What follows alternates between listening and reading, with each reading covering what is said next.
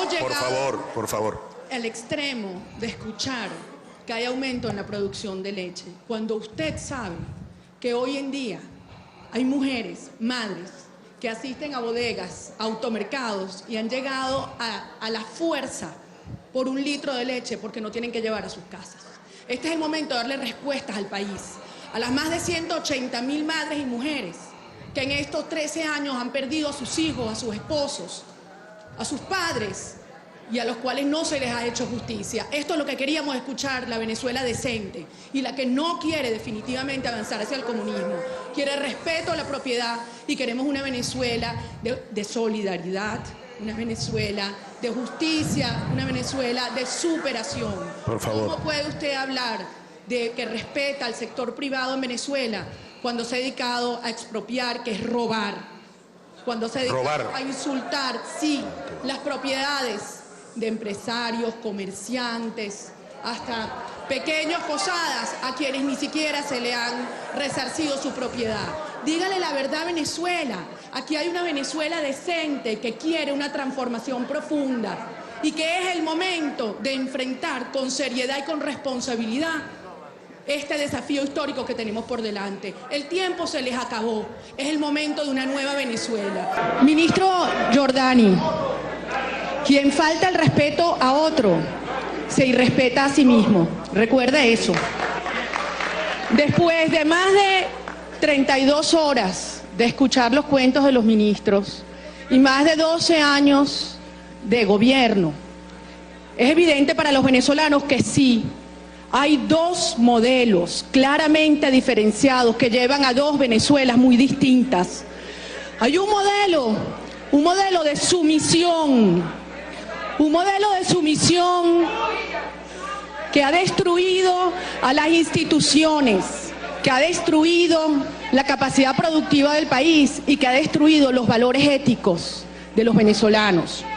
Un modelo que ha producido la exclusión, porque hay que ver el miedo y el chantaje al que son sometidos tantos empleados públicos de este país, trabajadores públicos que todos los días se nos acercan, como fue el caso de Lourdes, una trabajadora de la CBG, y me dijo: María Corina, los empleados y trabajadores públicos somos los presos políticos de un partido político en Venezuela.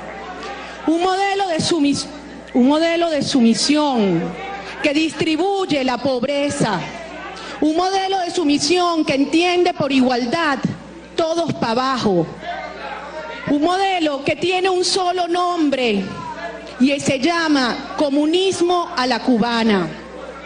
Hay otro modelo y otra Venezuela, que es la Venezuela de la superación, una Venezuela donde queremos construir, donde haya empleo digno, donde las casas sean propiedad de la gente y no adjudicadas, donde una persona le pueda dejar la casa a su hijo en herencia o venderla o hipotecarla o hacer lo que quiera con su propiedad. Una Venezuela donde haya inclusión de verdad, donde los empleados públicos nadie les exija de qué color se tienen que vestir o repetir una frase que los humilla si no están de acuerdo con ella.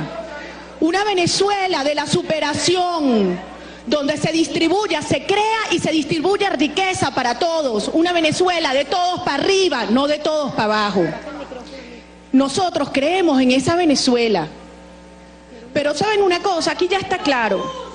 Aquí ya está claro una cosa. Ustedes son comunistas y quieren imponer una dictadura aunque les dé miedo reconocerlo. Nosotros creemos en la justicia y en la libertad. Pero la gente no quiere más discusiones teóricas. La gente quiere hablar de resultados. Ministro Giordani, en esta década Venezuela ha vivido la bonanza petrolera más grande de su historia. El precio del petróleo se ha multiplicado por 7 veces. Por 7 veces el precio del petróleo se ha multiplicado. Pero no les alcanzó ese dinero. Ministro Giordani, le estoy hablando. No les alcanzó ese dinero. Y la deuda pública se multiplicó por 4 en esta década. Yo le pregunto, ¿cómo, cuándo y cómo vamos a pagar esa deuda? Y si cae el precio del petróleo, ¿qué va a pasar con este país, ministro Giordani? Pero Venezuela tiene la inflación más alta del mundo. ¡Del mundo! No me me venga con esos cuentos de las inflaciones de los años 90, ministro Giordani, porque usted sabe además que si la inflación tuviera esa inercia que usted dice, ministro, yo le estoy hablando, el caso de Zimbabue, usted conoce el caso de Zimbabue, ministro, que del año 2009, que tenía una inflación de varios millones, la inflación más alta en la historia del planeta, en un año pasó a una inflación de 3.7%. Y la inercia, ministro Giordani, Venezuela es el único país junto con Haití, a pesar de estos precios del petróleo, que está en recesión. Colombia crece al 4%, Brasil casi al 8%. Diputada.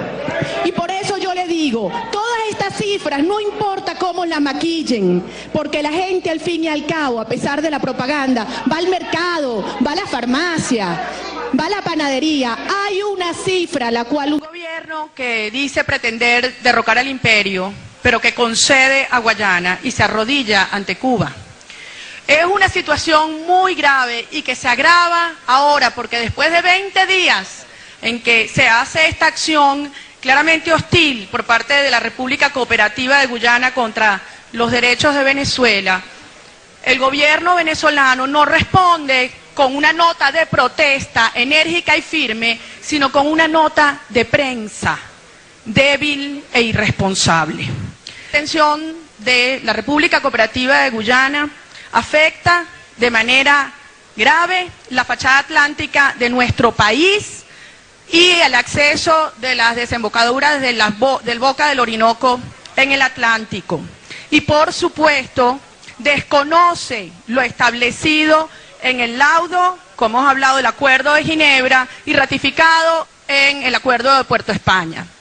Ahora, aquí está pasando una cosa muy grave el día de hoy.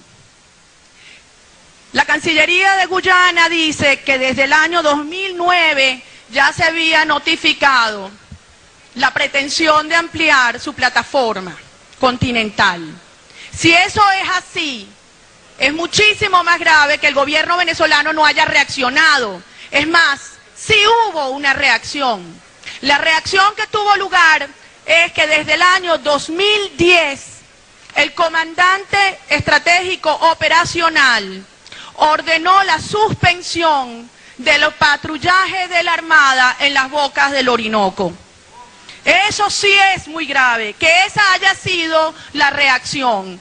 Por lo tanto, hoy nosotros, la Asamblea Nacional, tenemos la obligación no solamente de interpelar al Canciller de la República, sino también interpelar al Ministro de la Defensa, al Comandante de la Armada y al Comandante Estratégico Operacional para que nos expliquen cuáles fueron las razones por las cuales se suspendió el patrullaje de la Armada en esta zona, como se acostumbró hasta ese momento. Que quede claro, nosotros no estamos planteándole a nuestras Fuerzas Armadas una respuesta bélica, todo lo contrario. Ser amigos no significa dejar de defender nuestro territorio. Y el artículo 328 de la Constitución obliga a las Fuerzas Armadas a defender la soberanía y la integridad del territorio nacional. Y eso es lo que hoy le exigimos al Gobierno Nacional y que la Asamblea Nacional, en el seno de hoy, en esta Asamblea, se lo haga saber tanto al Canciller como al alto mando militar.